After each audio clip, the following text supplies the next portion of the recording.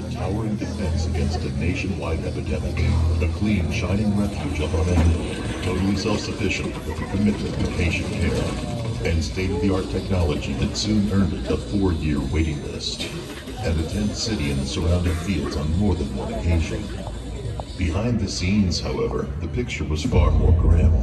A merciless killer stalked all humanity, a killer that consumed its victims piece by piece, bit by bit, possibly for years at a time. They were taken without mercy, our young and old alike, left struggling for their last breath in the clutches of a deadly disease.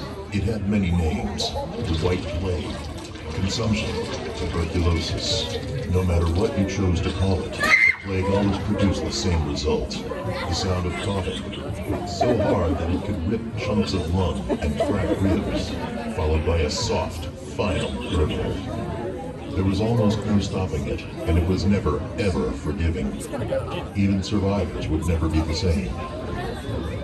Survival rates were in constant fluctuation and tended to be low. At its peak, Waverly was losing patients at the rate of more than 1 soul per hour.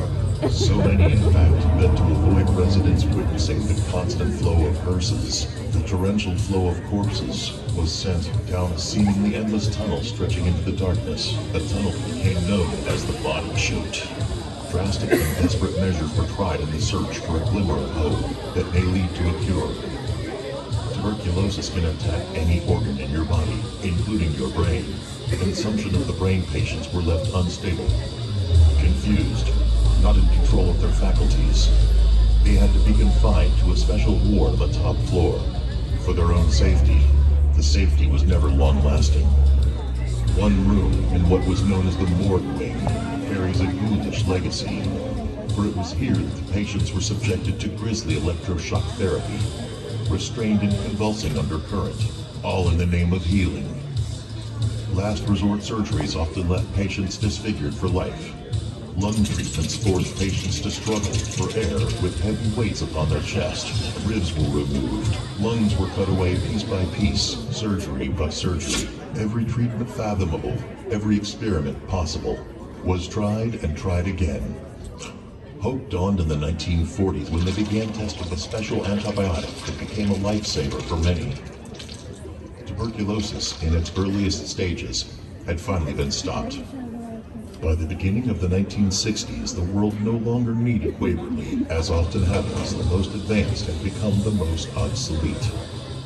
This by no means implies that nothing was left behind.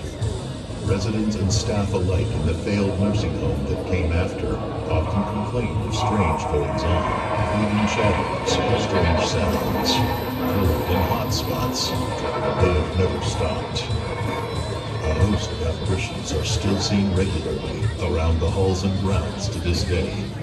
The nurse who found herself single and pregnant by a married doctor, later discovered outside room 502, hanged with the baby being in the well system. The man and his dog, found murdered in the elevator shaft. The nurse going about her business with an IV in tow. The child's red ball that moves on its own. The maintenance man whose keys still jingle. The man with no eyes. All of these unfortunate events have laid the groundwork for the place to become known as the most haunted place on Earth. Today, there are those who choose to enter the dark halls and empty rooms, searching for something, anything beyond explanation. Many have reported horrifying sightings and sounds, or being touched, or pushed, or even spoken to. Since you dare to enter, perhaps you'll see one of them. All of them. Or none of them. Perhaps tonight you will experience something new. Will you notice the permanent residents of Waverly Hills? And most importantly, will they take notice of you? What amazing experiences await you in the darkness? Careful what you wish for. Welcome to Waverly Hills. Everybody in the bleachers.